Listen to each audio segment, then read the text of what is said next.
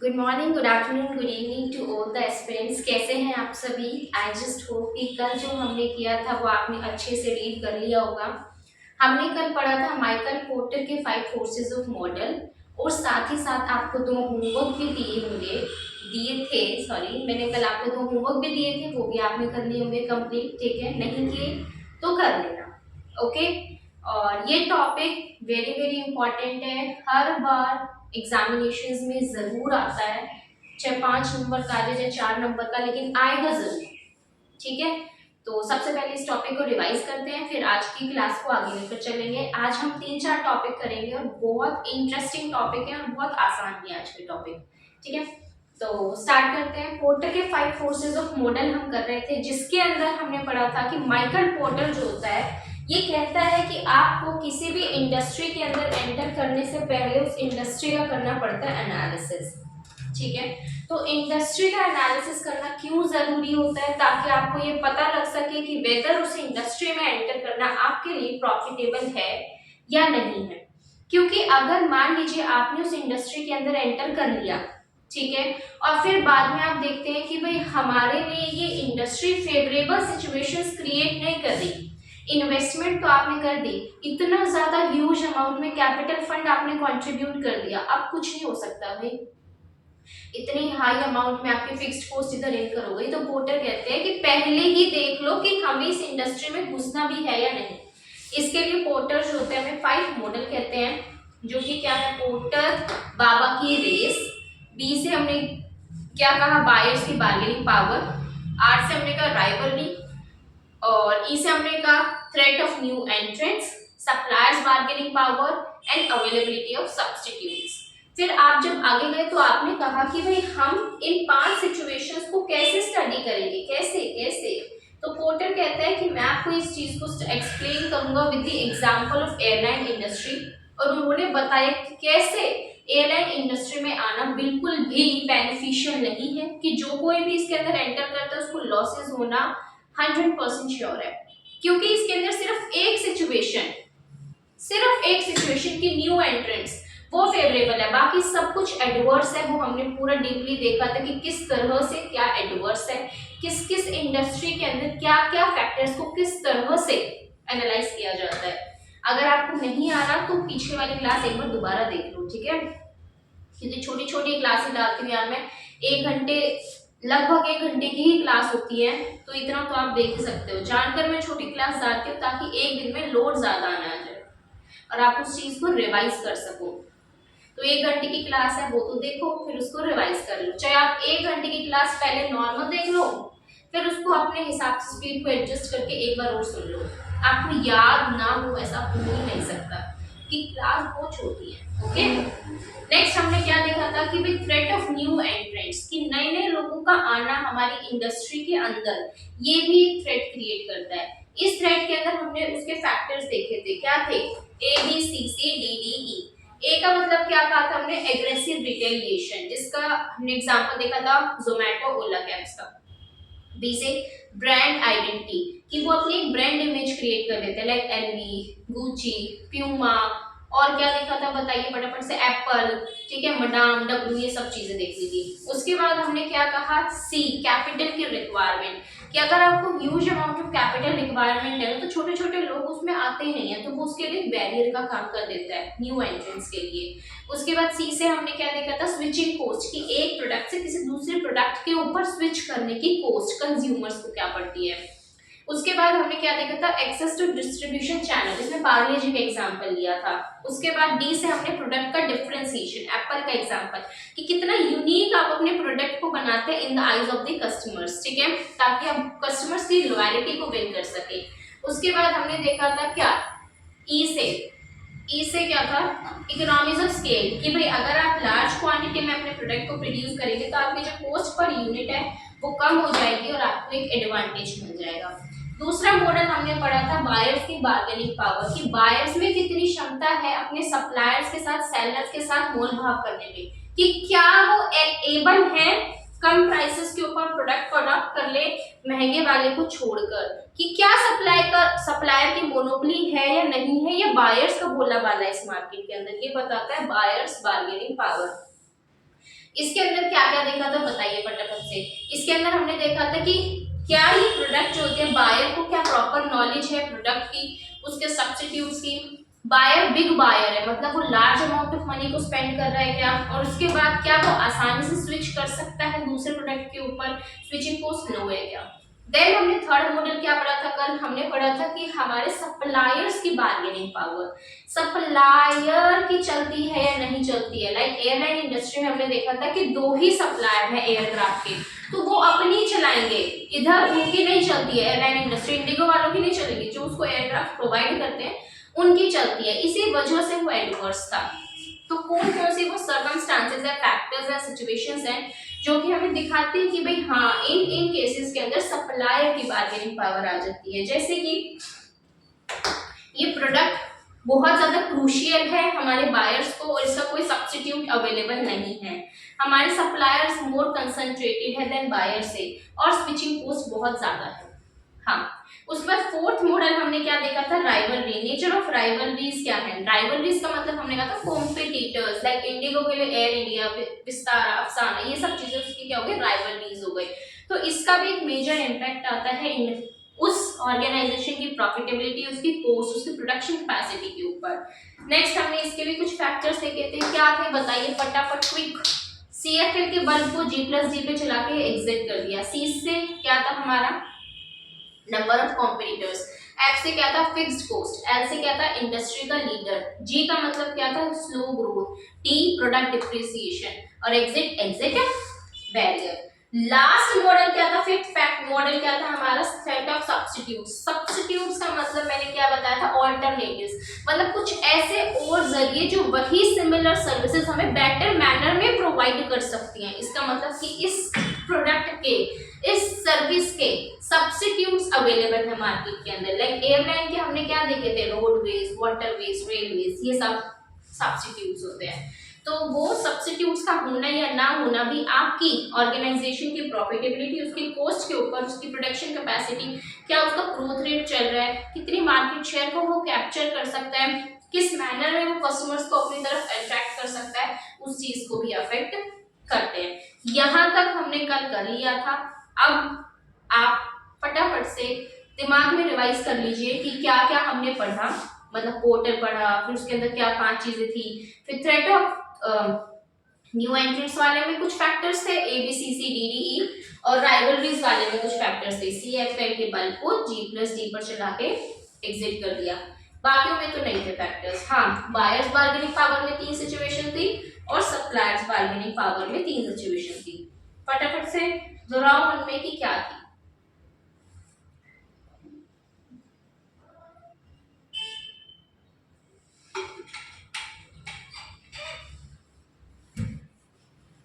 ठीक है, तो चलिए आज के हम टॉपिक के ऊपर चलते हैं। सबसे ब्यूटीफुल सा टॉपिक, अमेजिंग सा क्या है, अट्रैक्टिवनेस ऑफ इंडस्ट्री।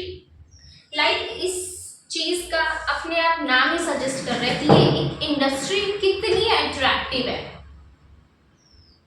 आप एक बात बताइए, अगर किसी इंडस्ट्री के जो एवरेज जो आपके प्रॉफिट्स हैं वो अबव एवरेज है, कि जो एवरेज रेट ऑफ प्रॉफिट चलता है उससे अबव अगर आप मान लीजिए कोई इंडस्ट्री है, फॉर एग्जांपल आप कॉस्मेटिक इंडस्ट्री के अंदर एंटर करते हैं और यू एज अ सप्लायर और सर्विस प्रोवाइडर, आपको एज अ बिजनेसमैन, आपको एज अ बिजनेसमैन वुमेन आपको लगता है कि अगर मैं अपनी ऑर्गेनाइजेशन को इस कॉस्मेटिक इंडस्ट्री के अंदर लेकर जाती हूं या जाता हूं, तो देखने को मिलता है कि इस इंडस्ट्री की जो प्रॉफिट्स हैं वो एवरेज प्रॉफिट से अबव है, तो वो इंडस्ट्री आपके लिए अट्रैक्टिव है या अनअट्रैक्टिव है।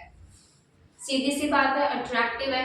हमें दिख रहा है कि इस इंडस्ट्री में अगर हम आज एंटर कर जाते हैं तो हमारे प्रॉफिट्स बढ़ेंगे ही बढ़ेंगे फ्यूचर में जाकर, और जो एवरेज रेट ऑफ प्रॉफिट चल रहा है वो तो मिलेंगे ही, उससे अबव मिलेंगे हमें। लेकिन अगर कोई ऐसी इंडस्ट्री है जिसके अंदर आपके प्रॉफिट्स जो एवरेज प्रॉफिट्स है उससे भी बिलो है, उससे भी कम मिल रहे हैं, तो वो इंडस्ट्री आपके लिए अनअट्रैक्टिव इंडस्ट्री हो जाएगी। तो ऑर्गेनाइजेशंस को किसी भी इंडस्ट्री में एंटर करने के लिए उससे पहले उस इंडस्ट्री का एनालिसिस करना पड़ता है, जो कि हमें माइकल पोर्टर ने बता दिया कि कैसे करना पड़ता है। हमने कहा ओके। अब यू एज अ बिजनेसमैन और वुमेन, अगर आप ये चीज देखना चाहते हैं कि भाई ये इंडस्ट्री में मेरा आना सही है या नहीं है, आप पहले बेसिक चीज, प्राइमरी चीज तो यही चेक करेंगे ना कि whether this industry is attractive और अनअट्रैक्टिव। भाई मुझे देखकर, बाहर से मुझे देखकर ये इंडस्ट्री कैसी लग रही है ना। तो मेन एस्पेक्ट ऑर्गेनाइजेशंस का कहा जाता है कि ये मेरे लिए प्रॉफिटेबल होगी या नहीं होगी। प्रॉफिट का फैक्टर सबसे ज्यादा इंपॉर्टेंट होता है। क्यों? क्योंकि ऑर्गेनाइजेशंस अपने कॉस्ट तो इंकर कर देती हैं। अब हमने कॉस्ट लगा दी, हमारा मेन कंसर्न क्या है भाई, जब हमने ये पैसा इन्वेस्ट किया है तो उसके ऊपर कुछ रिटर्न्स भी हमको मिले। अब यूं तो कोई है नहीं सिर्फ इन्वेस्ट करे जाओ करे जाओ करे जाओ, रिटर्न्स तो चाहिए ही नहीं, ऐसा तो कोई होगा नहीं। अगर कोई है तो मुझे जरूर बताना कमेंट सेक्शन में, ठीक है। तो इसीलिए हमने क्या कहा कि किसी भी इंडस्ट्री को ये देखना कि ये इंडस्ट्री हमें लुभाने वाली है या नहीं है, कितनी अट्रैक्टिव ये है, इसको देखकर कितने आकर्षित हम हो जाते हैं इस इंडस्ट्री को। तो इसलिए हम कहते हैं कि भाई मेन जो कंसर्न चेक किया जाता है ऑर्गेनाइजेशंस के द्वारा, वो ये देखा जाता है कि वेदर ये इंडस्ट्री हमारे लिए अट्रैक्टिव है या नहीं है। देखो क्या कहता है, मतलब हम वेरियस इश्यूज को कंसीडर करते हैं। देखो आइडेंटिफाई करते हैं, हम आइडेंटिफाई करते हैं वेरियस इश्यूज को, ताकि हम कंक्लूजन निकाल सके ये इंडस्ट्री अट्रैक्टिव है या अनअट्रैक्टिव। वेरियस इश्यूज आप देख सकते हैं, अलग अलग फैक्टर्स। प्रॉफिट को देख सकते हैं, आप देख सकते हैं कि एवरेज जो इधर कैपिटलाइजेशन क्या चलती है, मतलब कितनी आप एवरेज कैपिटल एम्प्लॉयड यहाँ लगाई जाती है। मतलब मान लीजिए एवरेज कैपिटल एम्प्लॉयड यहाँ लगती है 7 लाख रुपए, आप लगा देते हैं इधर, आपको और तो 2 लाख रुपए मिल जाएगा पर एनम। लेकिन आपको लगता है वही दूसरी इंडस्ट्री है जहां पर मैं 7 लाख रुपए लगाकर पर एनम 2.5 लाख कमा सकती हूँ। 2.2 हाँ 2.5 लाख कमा सकती हूँ, 2,50,000, ठीक है। तो वो इंडस्ट्री, बताइए ये भी एक फैक्टर हुआ या नहीं हुआ, ये भी एक इशू हुआ या नहीं हुआ, इस चीज को कंसीडर करने के लिए कि वेदर वो इंडस्ट्री अट्रैक्टिव है या अनअट्रैक्टिव है। तो बस यही कह रहे हैं कि हम वेरियस इश्यूज को आइडेंटिफाई करते हैं ये कंक्लूड करने के लिए कि वेदर वो इंडस्ट्री अट्रैक्टिव है या अनअट्रैक्टिव है। उसके बाद कहते हैं कि डिसाइड करना वेदर ये इंडस्ट्री अट्रैक्टिव है या अनअट्रैक्टिव है, ये बिजनेसेस को एक अपॉर्चुनिटी देती है ग्रो करने के लिए, प्रॉफिट्स को अर्न करने के लिए। हमने तो कहा है सीधी सी बात है, क्योंकि अगर कोई इंडस्ट्री अट्रैक्टिव होगी तो ये तो बहुत ही नॉर्मल सी कैजुअल सी बात है कि कहीं ना कहीं हमें दिख रहा है कि वहाँ हमारी ग्रोथ होने वाली है, वहाँ हमारे प्रॉफिट ज्यादा जनरेट होने वाले हैं, या वहाँ हमें ज्यादा से ज्यादा कस्टमर्स मिलने वाले हैं, हमारा मार्केट का साइज वहाँ बढ़ने वाला है, ठीक है ना। एक उस मार्केट के अंदर, उस टारगेट मार्केट के अंदर हमारी एक ब्रांड इमेज बनने वाली है। तो वही इंडस्ट्री तो उस ऑर्गेनाइजेशन के लिए अट्रैक्टिव होगी ना, बस वही कह रहे हैं। उसके बाद कहते हैं कि कौन कौन से वो फैक्टर्स हैं जो कि कंसीडर किए जाते हैं, कौन कौन से वो फैक्टर्स हैं जो कि मैनेजमेंट, कौन कौन से फैक्टर्स हैं जो कि मैनेजमेंट देखती है, मतलब किन किन बेसिस के ऊपर ऑर्गेनाइजेशन ये देखती है कि ये इंडस्ट्री अट्रैक्टिव है या नहीं है। अभी हम खुद से क्या एग्जांपल ले रहे थे, फैक्टर्स, इश्यूज को ही तो कंसीडर कर रहे थे ना, ये डिसाइड करने के लिए कि वेदर ये इंडस्ट्री जिसके अंदर हम जानना चाहते हैं या जानने की सोच रहे हैं वो अट्रैक्टिव है या नहीं है ना। बहुत ही नॉर्मल सी बात है कि अभी तक हम क्या देख रहे थे, यही तो देख रहे थे ना कि जिस इंडस्ट्री में हम जानना चाह रहे हैं वो अट्रैक्टिव है या नहीं है, उसके वेरियस फैक्टर्स, प्रॉफिट, उसका ग्रोथ रेट क्या है, उसकी कैपिटल कितनी उसमें रिक्वायर्ड है। तो बस वही उनकी ही बात कर रहे हैं कि हम वो फैक्टर्स देख रहे हैं जिनको मैनेजमेंट यूज करती है। क्या वो फैक्टर्स है, ग्रोथ पोटेंशियल क्या है उस इंडस्ट्री में, कितनी क्षमता है उस इंडस्ट्री में ग्रो करने के लिए, उस ऑर्गेनाइजेशन के लिए, ग्रोथ। दूसरा कि भाई क्या हमारा कंपटीशन परमिट करता है प्रॉफिटेबिलिटी, है ना, इंडस्ट्री की प्रॉफिटेबिलिटी हमारा क्या, कंपटीशन, मतलब जो इस इंडस्ट्री में राइवल्स हैं आपके, क्या उस कंपटीशन के अंदर आप प्रॉफिटेबल हो सकते हैं या नहीं, ये चीज भी तो आपको हेल्प करेगी जानने में।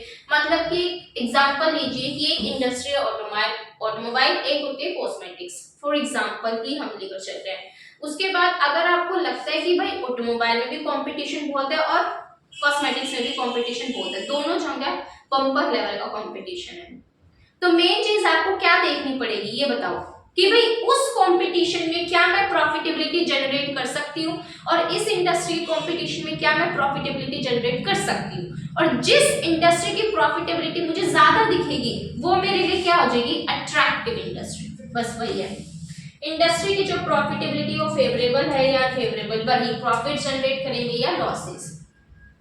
उसके बाद कॉम्पिटिटिव पोजीशन कैसी है, मतलब हम ग्रो करेंगे, स्ट्रॉन्ग या वीक हो जाएंगे उस कंपटीशन के अंदर, ये चीज देखना। उसके बाद हमारी ऑर्गेनाइजेशन पोटेंशियल कितना है, वल्नरेबिलिटीज ऑफ वीकर राइवल्स, मतलब हमारे इधर कहते हैं कि भाई हमारे अंदर कितना पोटेंशियल है कैपिटलाइज करने की, हमारे जो वीकर राइवल्स है उनको ओवरराइड, उनको ओवर रूल करने की कितनी क्षमता है हमारे अंदर। मान लीजिए कोई ऐसी इंडस्ट्री है जहां हमसे भी बड़े दिग्गज खिलाड़ी बैठे हैं, अरे वही हमें ओवररूल कर देंगे, भाई हमें ओवरराइड करके हमारी ऑर्गेनाइजेशन को बिल्कुल क्यों खल्लास कर देंगे, है ना। तो फिर हम ये देखते हैं कि उस इंडस्ट्री के अंदर हमारे अंदर कितना पोटेंशियल है उन वीकर राइवल्स को दबाने की। फिर क्या कंपनी जो होती है डिफेंड कर सकती है अगेंस्ट या कॉन्ट्रैक्ट कर सकती है हमारे किसको, फैक्टर्स को, इंडस्ट्री जो, मतलब कि अगर कोई इंडस्ट्री अनअट्रैक्टिव इंडस्ट्री है तो कुछ फैक्टर्स ये होंगे जिसके वजह से वो अनअट्रैक्टिव है। मान लो कि हमने 10 फैक्टर्स देखे, उन 10 फैक्टर्स में से वो इंडस्ट्री ना किसी एक फैक्टर में अनअट्रैक्टिव है, तो क्या ऑर्गेनाइजेशन में ये एबिलिटी है कि उस एक अनअट्रैक्टिव फैक्टर को वो सही कर सकती है या नहीं, ये चीज भी हेल्प करती है ऑर्गेनाइजेशन को। रिस्क कितना है उधर, क्या क्या प्रॉब्लम्स उधर जनरेट हो सकते हैं और वो और इंडस्ट्री एज अ होल को अफेक्ट कर रही है, किस तरह की प्रॉब्लम्स इधर आ रही हैं, और साथ ही साथ हमने क्या कहा कि हमारा पार्टिसिपेशन कैसा हो उधर, मतलब कैसा कंटिन्यूस बेसिस के ऊपर पार्टिसिपेशन होता है पार्टिसिपेंट्स का उस इंडस्ट्री में। देखो वही कह रहे हैं दोबारा से कि एक इंडस्ट्री जो होती है उसकी अगर उसके प्रॉफिट एस्पेक्ट्स अबव एवरेज है तो वो अट्रैक्टिव है, बिलो एवरेज है तो अनअट्रैक्टिव है, और कहते हैं अट्रैक्टिवनेस होना रिलेटिव है, एब्सोल्यूट नहीं है। मतलब क्या कि अगर मान लीजिए मुझे कोई इंडस्ट्री दिख रही है वो अट्रैक्टिव इंडस्ट्री है, तो रिलेटिवली आपको ये कह सकता है कि भाई हाँ आपकी प्रॉफिटेबिलिटी जनरेट होगी, बट एब्सोल्यूट नहीं है। आप ऑडिट में पढ़ते हैं कि ऑडिट जो होता है आपको रीजनेबल वो देता है गारंटी, नॉट एब्सोल्यूट एश्योरेंस नहीं देता, रीजनेबल एश्योरेंस देता है कि भाई मटेरियल मिसस्टेटमेंट्स नहीं है ना, कि क्योंकि उधर उसके अंदर क्या होते हैं कुछ इनहेरेंट लिमिटेशंस होती हैं।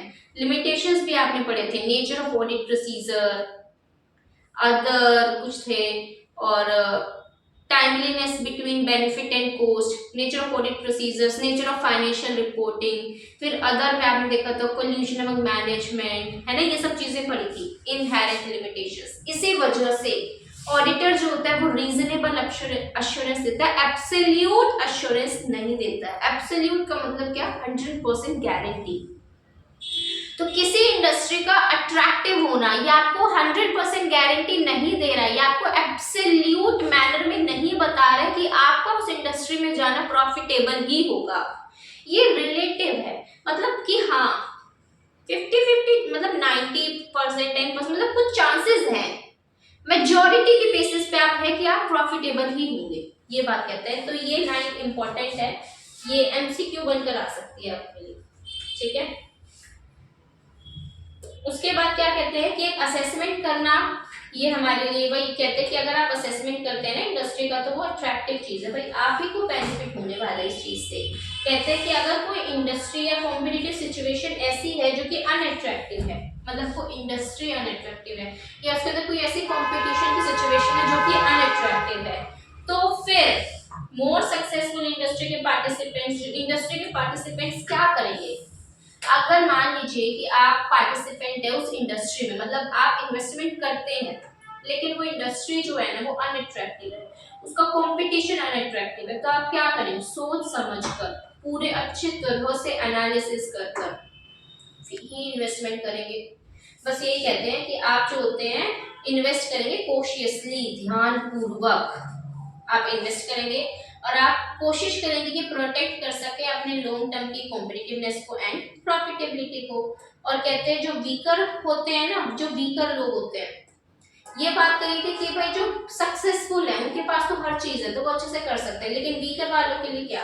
वीकर वाले जो होते हैं मर्ज करते हैं with rival to booster market share, मतलब वो क्या कर लेते हैं, अभी जो बड़े बड़े लोग हैं, हमने कहा कि आपकी फॉर आप लेकर चलिए सिनेरियो देखिए कि भाई आप पार्टिसिपेंट है किसी इंडस्ट्री में, मतलब आप ऑलरेडी उस इंडस्ट्री के अंदर इन्वेस्टमेंट करते हैं। आप ऑलरेडी उस इंडस्ट्री में इन्वेस्टमेंट करते हैं, आप पार्टिसिपेंट हैं उस इंडस्ट्री के, हमने कहा ओके, आपके पास large amount of funds available है, आप कुछ भी कर सकते हैं, ठीक है, बड़ी बड़ी जो कॉर्पोरेशंस ऑर्गेनाइजेशंस होती हैं, तो अब आपको फर्दर इन्वेस्टमेंट करनी है, आप क्या करेंगे? आप ये सोचेंगे कि भाई हम इस तरह से इन्वेस्टमेंट करें कि हमारी जो प्रॉफिटेबिलिटी है, हमारी जो ग्रोथ है वो मेंटेन रहे, टाइम के साथ वो बढ़ती रहे। लेकिन अगर आप छोटे मोटे से हैं, वीकर राइवल्स हैं, मतलब आपके पास इतनी वो पोटेंशियल, इतनी वो कैपेबिलिटीज नहीं है, थोड़ी सी अमाउंट ऑफ फंड्स अवेलेबल है और छोटी सी कोई पार्टनरशिप है, ठीक है, तो वो क्या करेंगे? वो बड़े लोगों के साथ मर्ज कर लेंगे अपने आप को, ताकि हम क्या कर सके? बोल्स्टर कर सके। बोल्स्टर का मतलब होता है ताकि हम स्ट्रॉन्ग कर सके मार्केट शेयर को।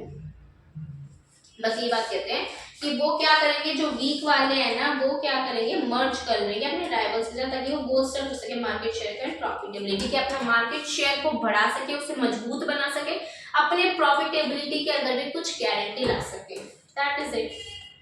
तो ये क्या था हमारा कि अट्रैक्टिवनेस होना किसी भी इंडस्ट्री का, कि भाई कोई इंडस्ट्री अट्रैक्टिव है अनअट्रैक्टिव है ये देखना, उसके वेरियस फैक्टर्स के बेसिस पे देखना, लाइक ग्रोथ, उसकी प्रॉफिटेबिलिटी, लाइक हमारा जो होता है कंपटीशन के अंदर हमारी प्रॉफिटेबिलिटी कैसी होगी, इंडस्ट्री के अंदर हमारे जो होती है क्या कहते हैं कंपटीशन हो गया, और आपका जो इंडस्ट्री की प्रॉफिटेबिलिटी वो फेवरेबल है या अनफेवरेबल है। उसके बाद हमने क्या कहा कि हमारे अंदर भाई कितनी एबिलिटी है कंपनी के अंदर अपने राइवल्स के साथ डिफेंड करने के लिए, क्या रिस्क है उस इंडस्ट्री के अंदर, क्या क्या प्रॉब्लम्स अराइज हो सकती हैं, ये वेरियस फैक्टर्स होते हैं जो कंसीडर किए जाते हैं ये जानने के लिए कि वेदर ये इंडस्ट्री आपकी अट्रैक्टिव है या अनअट्रैक्टिव है।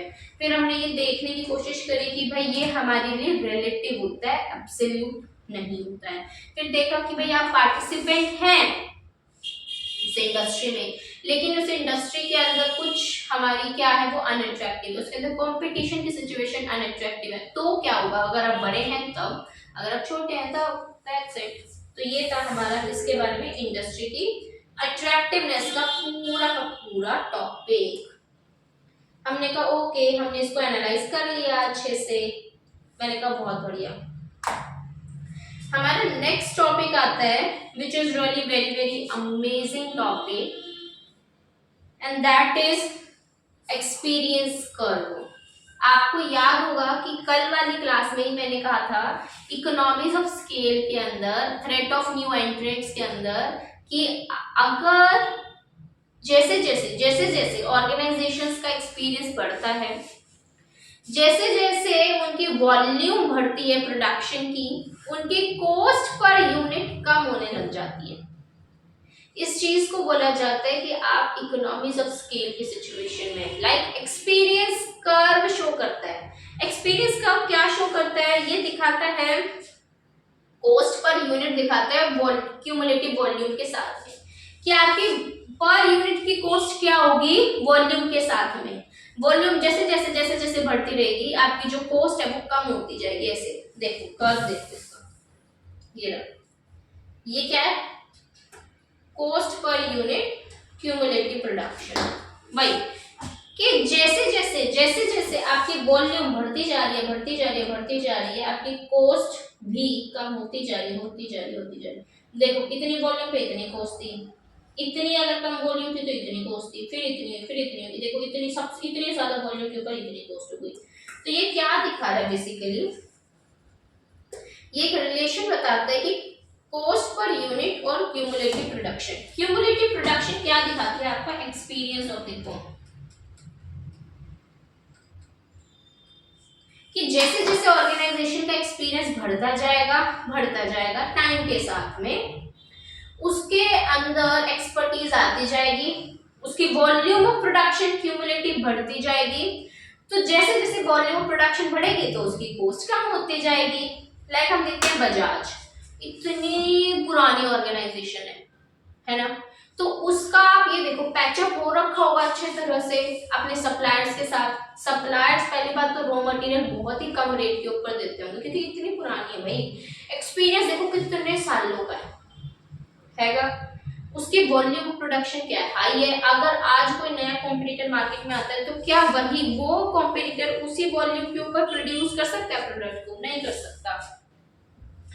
तो एक्सपीरियंस के बढ़ने के साथ उसकी प्रोडक्शन कैपेसिटी बढ़ गई, उसकी वॉल्यूम क्यूमुलेटिव वॉल्यूम प्रोडक्शन बढ़ गई, तो उसकी कॉस्ट पर यूनिट भी क्या होती है, कम। इसीलिए हम कहते हैं कि जो लार्ज ऑर्गेनाइजेशंस होती है ना, बड़ी बड़ी ऑर्गेनाइजेशंस जो होती हैं वो इस चीज को एंजॉय करती हैं।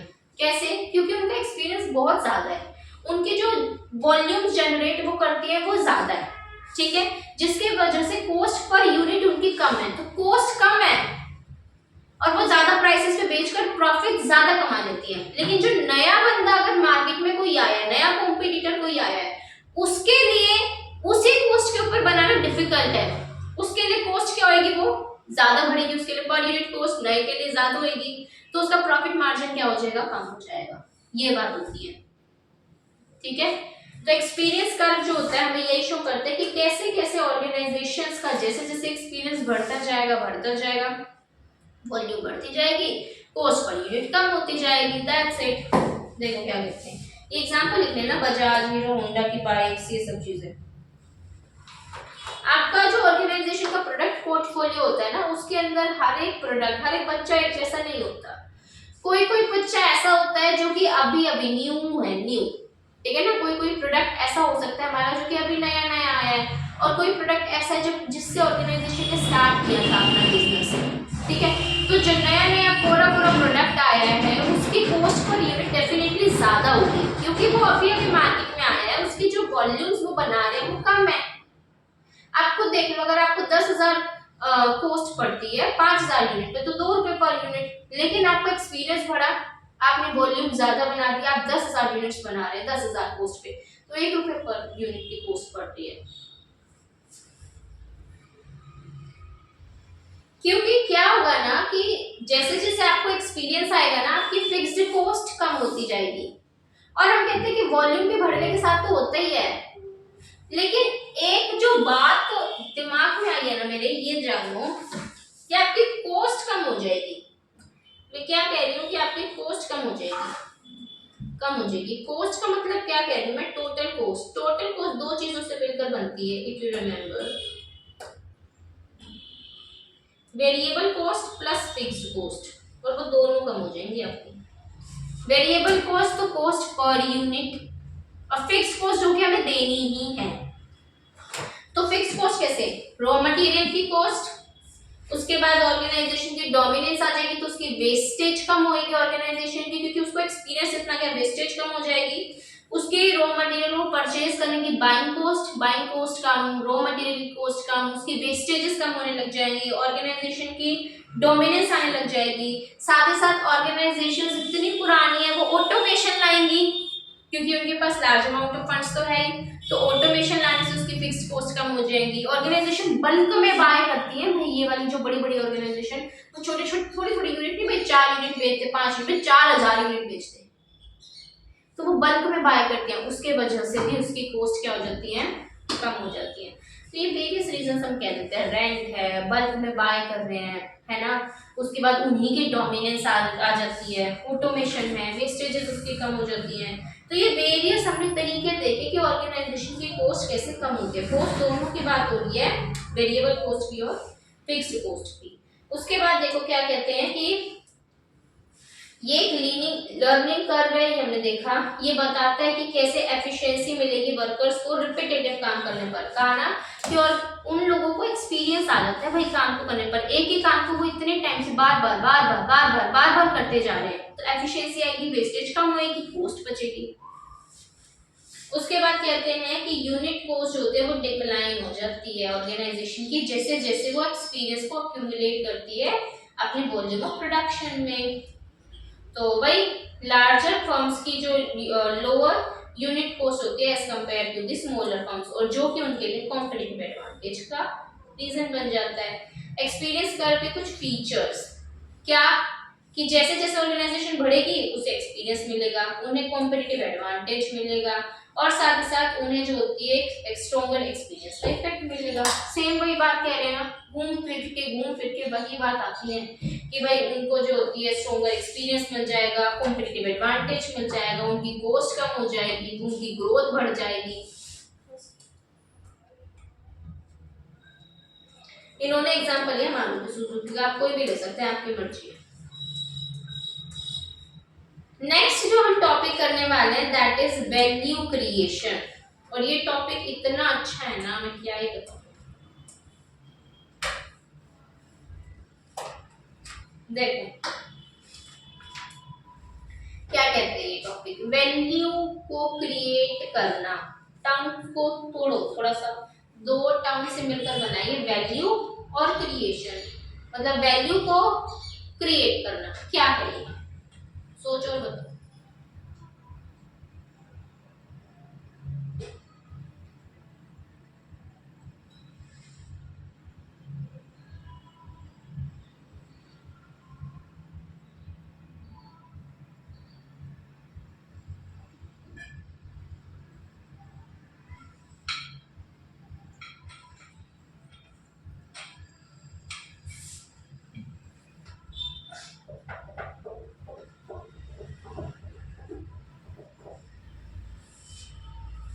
बताओ जल्दी से, वैल्यू क्रिएशन, वैल्यू को क्रिएट करना क्या, कैसे, क्या करना, कहना क्या चाहते हैं, एनालाइज करो।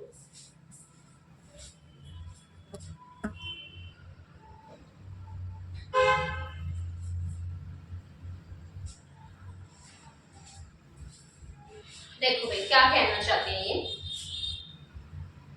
मतलब कि आप देखते हैं, मैं एग्जांपल देती हूँ, एक बहुत ही बेसिक सा एग्जांपल लेते हैं। देखो ये मक्खी नाच भूत आ रही है।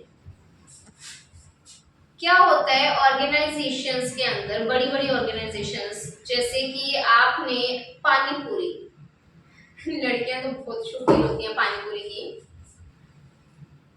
तो अगर आप रोड साइड स्टोर के ऊपर पानी पूरी खाते हैं, या आप खा रहे हैं पानी पूरी जाके 5 स्टार होटल में, ठीक है, तो आप मुझे रेट बताओ क्या सेम होंगे या अलग।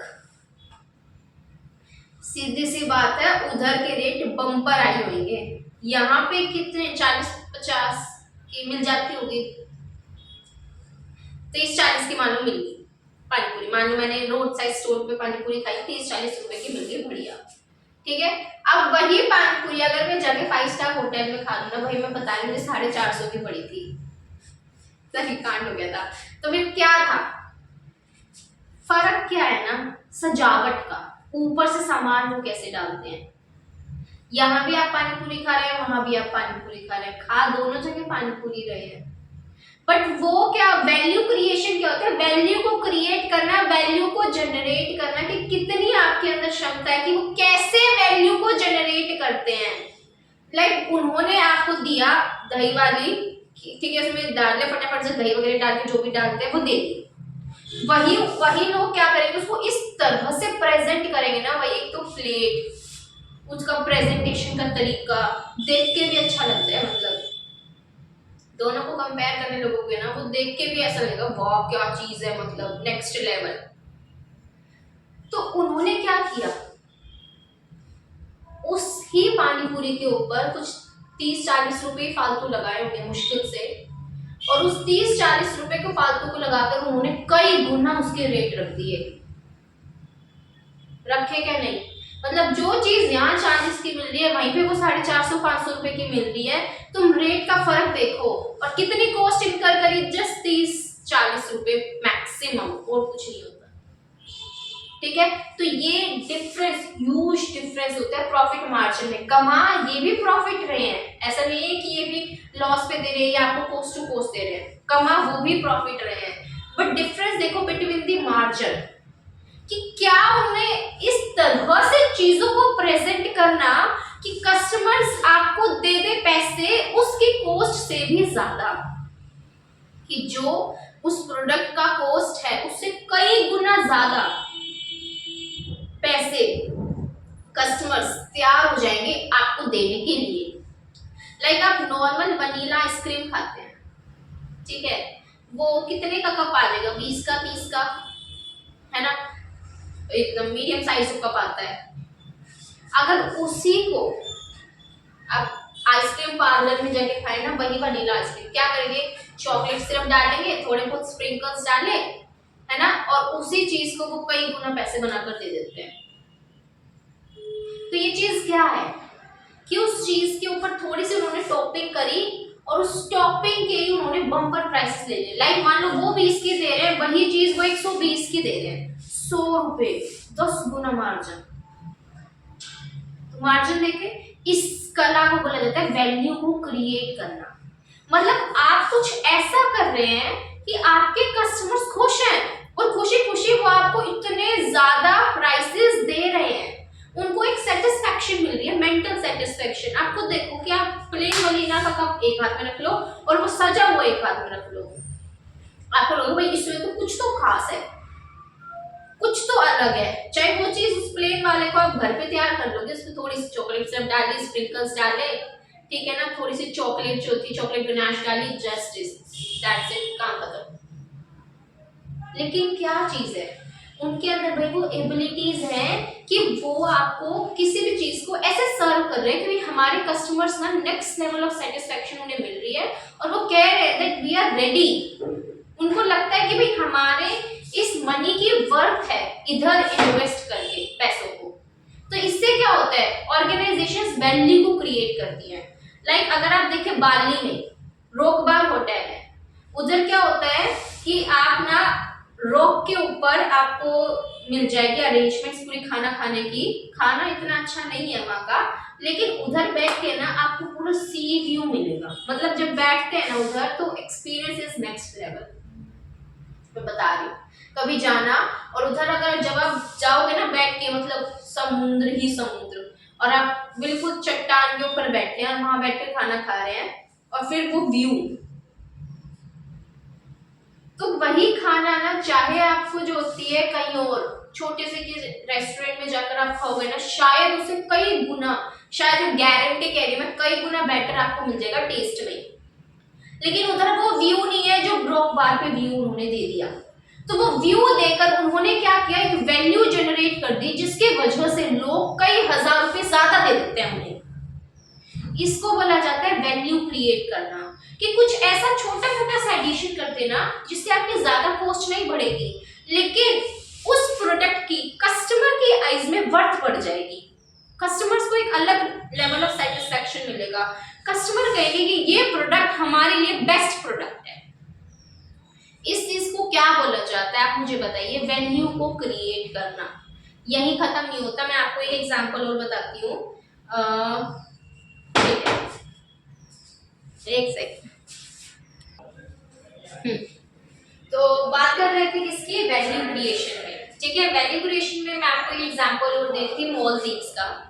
मॉलदीव्स में अगर आपने देखा हो ना, वाटर विलास और जो साइड में विलास होते हैं ना, उनके प्राइसेस में नेक्स्ट लेवल का डिफरेंस होता है। मैं कभी गई तो नहीं, वहां पे जाने का मन है मेरा, लेकिन देखो वीडियोस में देखा है कि जो वाटर विलास होते हैं ना, और जो हमारे सी शोर के ऊपर विलास होते हैं, उनके प्राइसेस के अंदर नेक्स्ट लेवल कई थाउजेंड्स के प्राइसेस का डिफरेंस होता है। लाइक उधर का ना पर नाइट 1.5 लाख समथिंग है। तो क्या चीज है जिसकी वजह से इतना प्राइसेस में डिफरेंस है? डिफरेंस जस्ट इतना है कि जो ओनर है ना, रेस्टोरेंट ओनर, उन्होंने विलास के जो ओनर है उसने क्या किया, जस्ट वो विला पानी में है इसीलिए उसके प्राइसेस इतने ज्यादा हैं, और वो पानी में ना आकर ऑफशोर पे है, इस वजह से उसके प्राइसेस कम है। तो वो पानी में आना उसके वजह से उस विला के प्राइसेस, उसकी वैल्यू में इंक्रीमेंट आ गया, उसकी वैल्यू को उसने क्रिएट कर दिया। इसको बोला जाता है वैल्यू क्रिएशन। तो आपने देख लिया होगा कि किस तरह से जस्ट एक प्लेन वनीला की आइसक्रीम के ऊपर टॉपिंग करके थोड़ी सी 20 रुपए की, उन्होंने उस 20 रुपए की चीज को 120 रुपए का बना दिया। इसको बोला जाता है वैल्यू क्रिएशंस।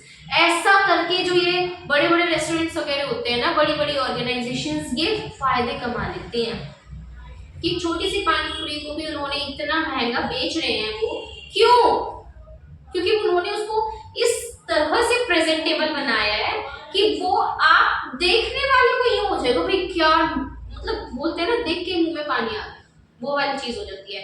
तो इस कॉन्सेप्ट को हम क्या बोलते हैं, वैल्यू क्रिएशन, कि किस तरह से ऑर्गेनाइजेशंस उस प्रोडक्ट की वैल्यू को क्रिएट करती हैं जो कि बहुत ज्यादा नेक्स्ट लेवल, बहुत ज्यादा होती है as compare to their cost, और कस्टमर्स के लिए ये वर्थ भी क्रिएट करती हैं। कस्टमर्स को एक सेटिस्फैक्शन, एक हैप्पीनेस, एक पीस प्रोवाइड करती हैं। ये क्या कहा इन्होंने, देखो कि ऑर्गेनाइजेशंस होती है, हमने क्या कहा, कॉन्सेप्ट मतलब प्रोवाइड करना प्रोडक्ट्स और सर्विसेज कस्टमर्स को जिसकी मोर वर्थ हो, वर्थ ज्यादा होती है भाई, इसकी worth matters a lot, value.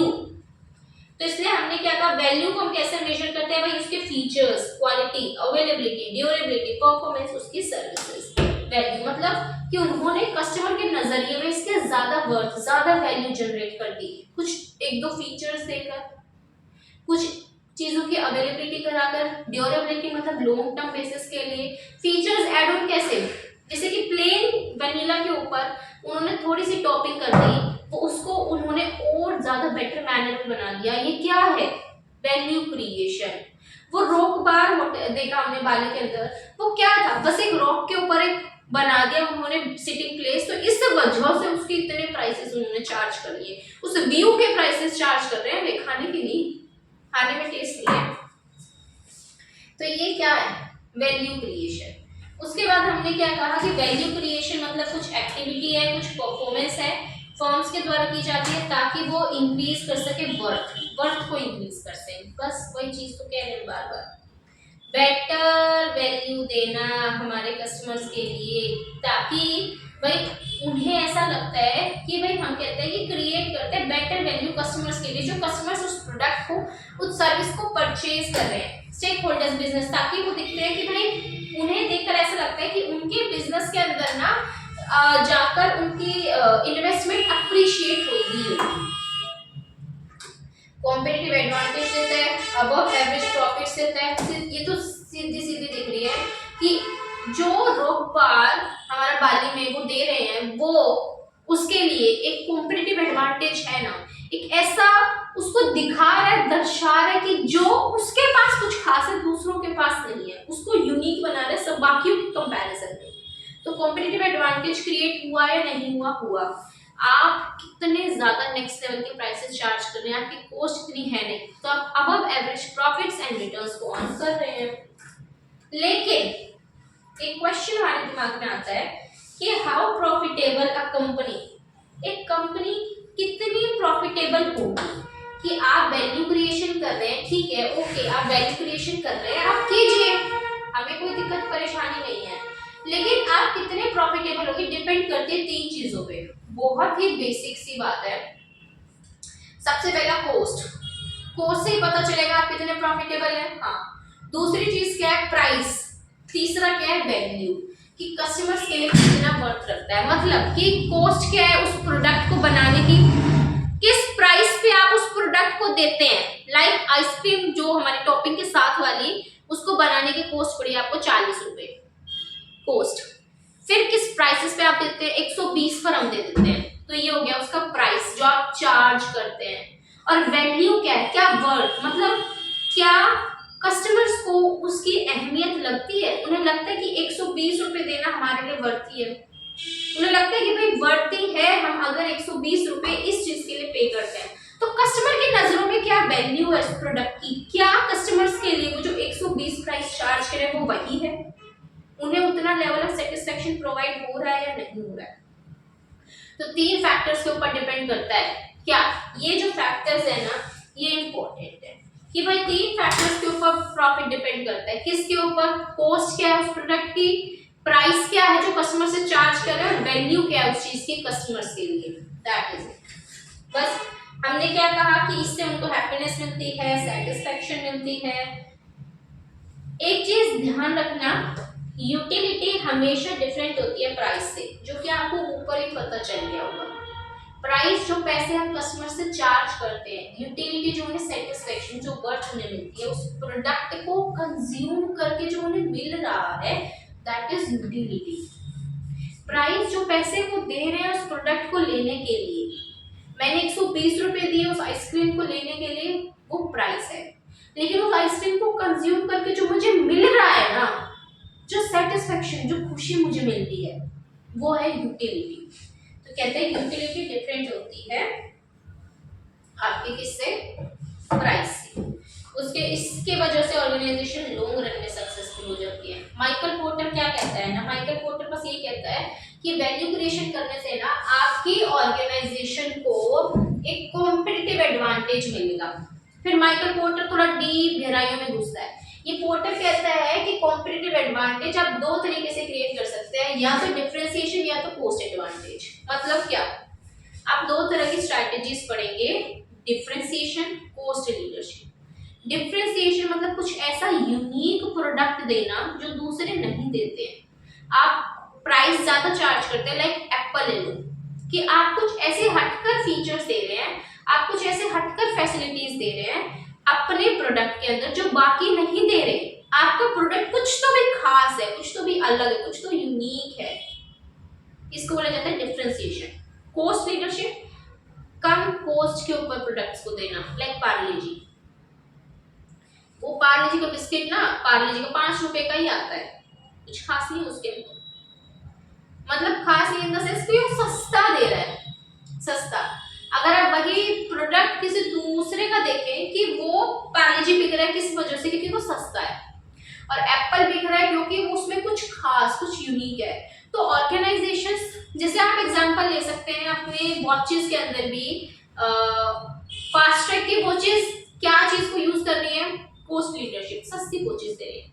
वही अगर हम देखें टाइटन की वॉचेस को, ठीक है, तो उसके अंदर हम क्या देख रहे हैं? डिफरेंशिएशन, कि कुछ तो हम यूनिक दे रहे हैं, इसी वजह से हम इसके प्राइसेस को चार्ज कर रहे हैं, भाई ऐसे वैसे नहीं कर रहे। तो ऑर्गेनाइजेशंस, आप रॉयल एनफील्ड ले लो, नॉर्मल बाइक्स भी आती हैं महिंद्रा की, और रॉयल एनफील्ड देखो क्या है, वो कहते हैं कि हम कुछ भाई नेक्स्ट लेवल में हम चार्ज करें। ओडी ले लो, ठीक है, और रोल्स रॉयल ले लो, आने को तो ऑल्टो भी है, ठीक है, और नैनो भी है, नैनो भी है कि वो सस्ता देगी, कॉस्ट लीडरशिप। और अगर आप रोल्स रॉय देख लो, भाई वो फोकस्ड प्रोडक्ट डिफरेंशिएशन को अडॉप्ट कर रहे हैं कि हम छोटे लोगों को अट्रैक्ट कर लेंगे, छोटा मार्केट सेगमेंट कैप्चर करेंगे, लेकिन हम कुछ ऐसा देंगे जो कि हमारे अंदर यूनिक है, जो हमें यूनिक बनाता है, कोई और उसे कॉपी नहीं कर सकता। लैम्बोर्गिनी ले लो यार, ये प्रोडक्ट ना ऐसे देते हैं जिनके प्राइसेस बहुत प्रीमियम प्राइसेस के ऊपर ये चार्ज करते हैं, लेकिन इन प्रोडक्ट्स को परचेज कर कर कस्टमर्स को क्या मिलती है? सेटिस्फेक्शन मिल जाती है, उन्हें एक ब्रांड इमेज, एक सोशल स्टेटस मिल जाता है। तो इसलिए क्या देते हैं कि कुछ कंपनीज प्रोडक्ट डिफरेंशिएशन को यूज करके अपने यहाँ पर कॉम्पिटिटिव एडवांटेज जनरेट करती हैं, और कुछ ऑर्गेनाइजेशंस कॉस्ट लीडरशिप को, लाइक फास्ट ट्रैक हमने ले ली, फास्ट ट्रैक लाइफ हमने ले लिया, नैनो, ऑल्टो और आई। सो हम क्या पढ़ रहे थे कि भाई ऑर्गेनाइजेशंस 2 तरह से कॉम्पिटिटिव एडवांटेज क्रिएट कर सकती हैं, चाहे वो कॉस्ट लीडरशिप को ले लें, चाहे वो प्रोडक्ट डिफरेंशिएशन को अडॉप्ट कर ले, वो डिपेंड करता है ऑर्गेनाइजेशंस के ऊपर ही, ठीक है। आपने कॉस्ट लीडरशिप के भी वेरियस एग्जांपल्स देख लिए एंड प्रोडक्ट डिफरेंशिएशन के भी। तो अब दिमाग में एक क्वेश्चन आता है कि भाई ये वैल्यू क्रिएशन के अंदर क्यों आया? क्योंकि माइकल पोर्टर कहते हैं कि वैल्यू क्रिएशन के अंदर ही आप क्या कहते हैं, आप अपना कॉम्पिटिटिव एडवांटेज क्रिएट कर रहे हैं, और आप इन दो डिफरेंट काइंड ऑफ स्ट्रेटजीज को अडॉप्ट करके भी कॉम्पिटिटिव एडवांटेज क्रिएट कर सकते हैं। तो वो इधर यही बताते हैं कि भाई कंपनीज कॉम्पिटिटिव एडवांटेज जनरेट करते हैं या तो डिफरेंशिएशन से या कोस्ट लीडरशिप से। फिर डिफरेंशिएशन होता क्या है, इन्होंने वही बताया। तो इधर डिफरेंशिएशन में हम क्या करते हैं कि हम हाई प्राइसेस को चार्ज करते हैं अपने कस्टमर से, उन्हें सेटिस्फैक्शन प्रोवाइड करके। और वैल्यू क्रिएशन में भी हम क्या कर रहे थे कि अपने प्रोडक्ट्स की, सर्विसेज की हम वैल्यू को जनरेट कर रहे थे इन सच अ मैनर कि वो लोग हमारे प्रोडक्ट्स को हाई प्राइसेस के ऊपर परचेज करें देन जो उसकी कॉस्ट है। इसीलिए ये इधर पढ़ाया गया, ठीक है। बस यही है हमारा वैल्यू क्रिएशन। तो वैल्यू क्रिएशन आपके दिमाग में चीज आती है कि भाई value customer consumer wants to pay, मतलब क्या होती है, हमने कहा ना कि वैल्यू मतलब वो अमाउंट जो कंज्यूमर पे करना चाहता है, कंज्यूमर की इच्छा है जिस अमाउंट को पे करने के लिए, value that a customer wants to pay. फिर हमने क्या कहा, जो कि ओवर एंड अबव होती है प्राइसेस जो बिजनेस उनसे चार्ज करते हैं। तो एक्सेस अमाउंट को क्या बोला जाता है कि एक्सेस अमाउंट जो चार्ज की जाती है उस एक्सेस अमाउंट को वैल्यू क्रिएशन बोला जाता है। जो एक्सेस अमाउंट आपसे चार्ज की जा रही है ना, उस एक्सेस अमाउंट को वैल्यू क्रिएशन बोला जाता है, ठीक है। तो कस्टमर्स जो होते हैं, कंज्यूमर्स होते हैं, वैल्यू करते हैं ज्यादा देन जो उनकी कॉस्ट है। So this was all about value creation. यहाँ हमारा जो टॉपिक है वैल्यू क्रिएशन वो कंप्लीट हो जाता है। आई होप कि आपको अच्छे से समझ आ गया होगा। आज के लिए हम करेंगे इतना ही। 3 टॉपिक हमने किए हैं, हम उसको रिवाइज करेंगे एंड देन हम कल अपना आगे टॉपिक को बढ़ाएंगे। क्या क्या हमने पढ़ा आज? अट्रैक्टिवनेस ऑफ इंडस्ट्री होता क्या है, कि कैसे हमें पता चलेगा कि ये इंडस्ट्री अट्रैक्टिव है या अनअट्रैक्टिव है हमारे लिए। क्योंकि हम ऑर्गेनाइजेशन के अंदर जब भी किसी भी इंडस्ट्री के अंदर हमारी ऑर्गेनाइजेशन को लेकर जाना चाहते हैं तो हमारे लिए ये जानना जरूरी होता है कि वेदर इस इंडस्ट्री में स्टेपिंग करना हमारे लिए फायदेमंद रहने वाला है या नहीं।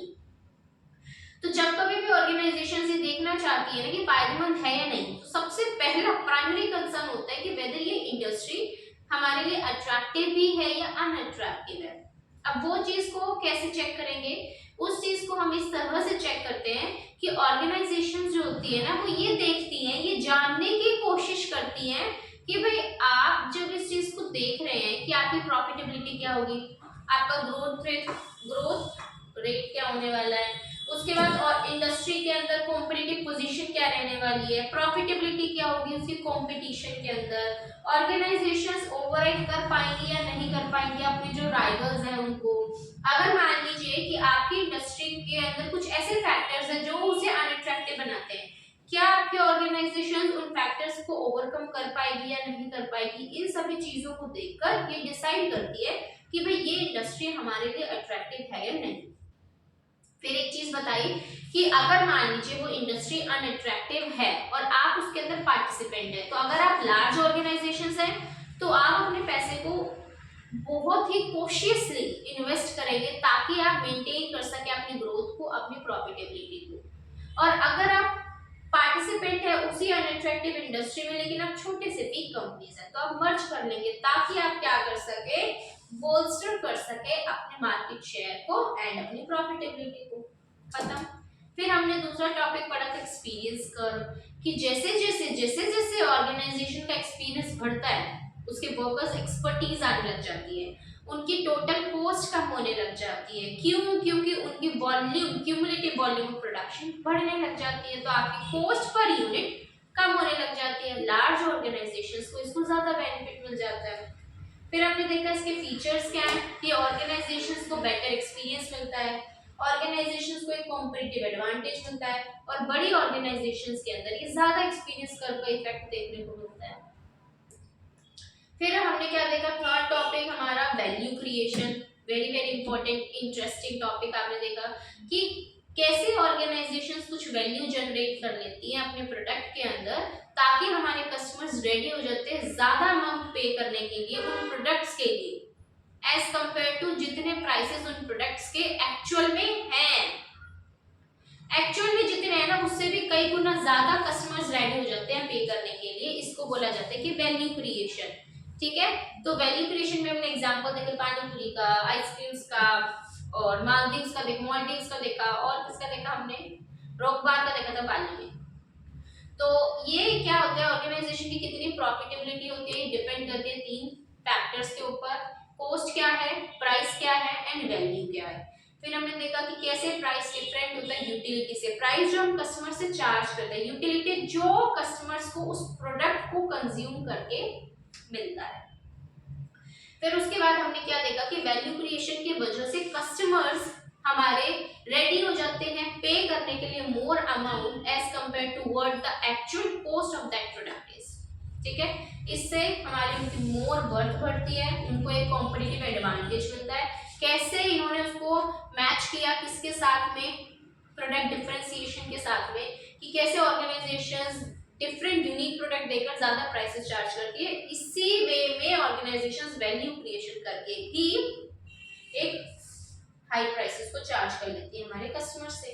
तो वैल्यू क्रिएशन मतलब क्या, जो एक्सेस प्राइस आप पे कर रहे हैं ना प्रोडक्ट के लिए, उस एक्सेस प्राइस बोलते हैं कि ये आपने वैल्यू को जनरेट किया है, वो एक्सेसिव अमाउंट। तो बस खत्म हो जाता है हमारा वैल्यू क्रिएशन भी यहाँ पर।